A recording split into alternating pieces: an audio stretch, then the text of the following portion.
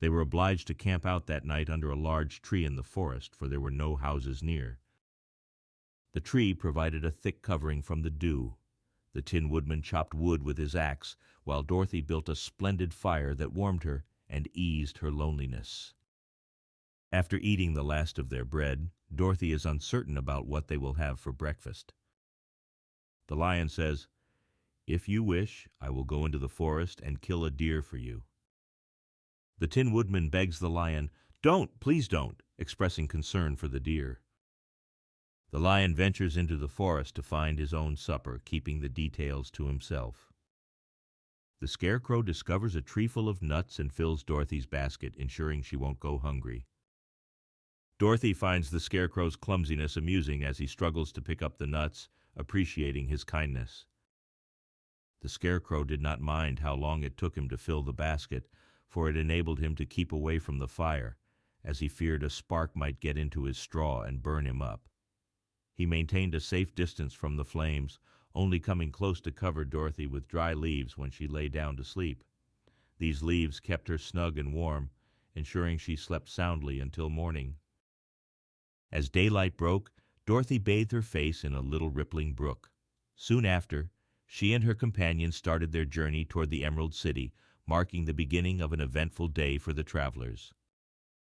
After walking for hardly an hour, the travelers encountered a great ditch that crossed the road, dividing the forest as far as they could see. The ditch was wide and deep, revealing jagged rocks at the bottom when they crept to the edge. The steep sides made it impossible for them to climb down, leading to a moment of despair as it seemed their journey might end here. Faced with the daunting ditch, Dorothy asked in despair, "What shall we do?" "I haven't the faintest idea," said the Tin Woodman, while the lion shook his shaggy mane in thought. The Scarecrow then spoke up, "We cannot fly, that is certain. We cannot climb down into this great ditch either. Therefore, if we cannot jump over it, we must stop where we are." "I think I could jump over it," said the Cowardly Lion after carefully measuring the distance in his mind. "Who will go first?" asked the lion. "I will," declared the Scarecrow. "If you find that you cannot jump over the gulf, Dorothy could be in danger, or the Tin Woodman could get badly dented on the rocks below. If I am on your back, the fall would not hurt me as much." "I am terribly afraid of falling myself," admitted the Cowardly Lion, "but I suppose there is nothing to do but try it. So get on my back, and we will make the attempt." "Why don't you run and jump?" asked the Scarecrow. The lion replied, "Because that isn't the way we lions do these things." The lion gives a great spring, shooting through the air and landing safely on the other side, showcasing his power. Dorothy decides to cross next. She takes Toto in her arms and climbs onto the lion's back, gripping his mane to hold on.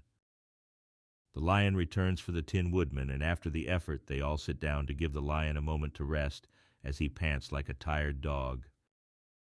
On the other side of the ditch, they find the forest very thick and dark, heightening their sense of foreboding. As they continue, unsettling noises echo from the forest depths. The lion quietly informs them that this area is home to the Kalidas.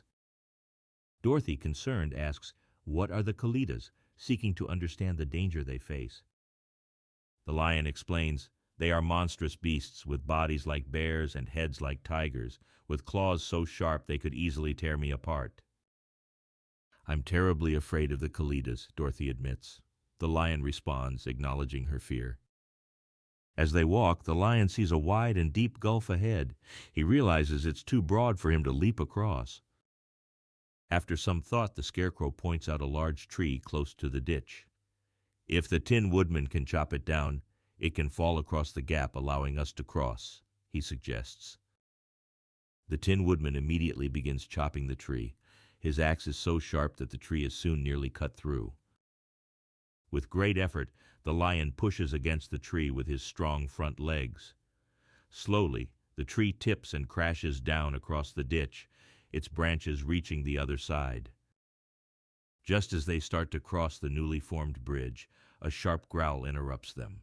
They look up to see two fearsome beasts charging towards them, with bodies like bears and heads like tigers. "They are the Kalidas!" cries the Cowardly Lion, trembling with fear at the sight of the approaching creatures. Quick! Shouted the Scarecrow, prompting the group to react swiftly to the looming threat. Dorothy went first, holding Toto in her arms. The Tin Woodman followed, and the Scarecrow came next. Although afraid, the Cowardly Lion turned to face the Kallidas and let out a loud and terrible roar, causing Dorothy to scream and the Scarecrow to fall backward. Seeing that the Kallidas were bigger than him and that there were two of them, the lion felt a sense of danger as they rushed forward. Without hesitation, the fierce Kallidas started to cross the tree towards Dorothy and her friends. The lion said to Dorothy, "We are lost, for they will surely tear us to pieces. But stand close behind me, and I will fight them as long as I can." "Wait a minute," called the Scarecrow. He asked the Tin Woodman to chop away the end of the tree that rested on their side. The Tin Woodman swung his axe, and just as the Kallidas were nearly across, the tree fell into the gulf, taking the snarling beasts with it, and they were dashed to pieces on the sharp rocks below. "Well," said the Cowardly Lion, taking a deep breath, "I see we are going to live a little while longer, and I am glad, for it must be uncomfortable not to be alive. Those creatures frightened me so badly that my heart is beating yet." "Ah," said the Tin Woodman sadly, "I wish I had a heart to beat." This adventure made the travelers more anxious than ever to get out of the forest, and they walked so fast that Dorothy became tired and had to ride on the lion's back. To their great joy, the trees became thinner the farther they advanced, and in the afternoon they suddenly came upon a broad river flowing swiftly just before them. On the other side of the water they could see the road of yellow brick running through a beautiful country, with green meadows dotted with bright flowers, and the road bordered with trees hanging full of delicious fruits. "How shall we cross the river?" asked Dorothy. "That is easily done," replied the Scarecrow. The Scarecrow suggested that the Tin Woodman build a raft to float across the river. The Woodman took his axe and began chopping down small trees. Meanwhile, the Scarecrow found a tree full of fine fruit on the river bank. This pleased Dorothy, who had eaten nothing but nuts all day, and she made a hearty meal of the ripe fruit. Building a raft takes time, even for the industrious Tin Woodman.